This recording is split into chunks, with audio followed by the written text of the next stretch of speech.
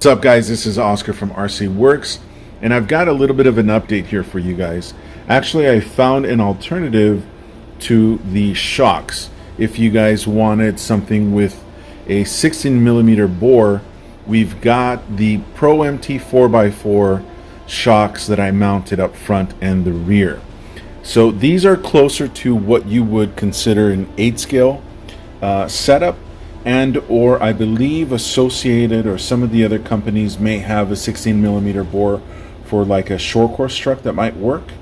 But these are the ones that I had at hand, and they fit the truck or the laser nut really well.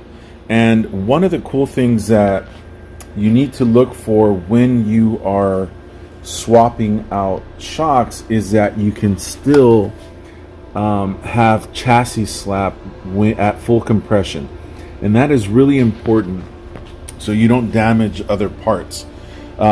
Chassis slap, as some of you guys may know, is super crucial for these RC vehicles, and dissipating some of that impact power throughout the chassis and some of the other components, and not having your shocks take that entire impact force on these guys here. So anyway, as you guys can see here, we definitely have chassis slap. You can hear that, and it's great. And then as well as so let's look at the rear, and we have the same, as you guys can see. And so we have the Pro MT shocks mounted up in the rear as well, and they fit perfectly. Now, these shocks are not readily available, and I'm not sure how much longer they're going to be available.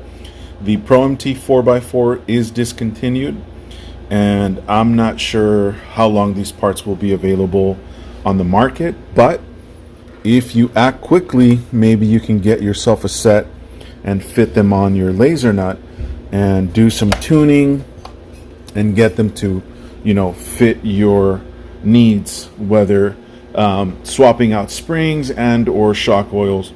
But the cool thing about it is that they are a 16mm bore, and if that's what you're looking for, that's definitely an alternative.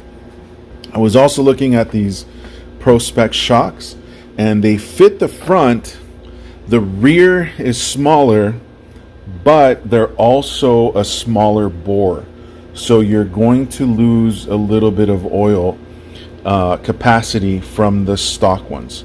So the stock ones hold up a little bit more.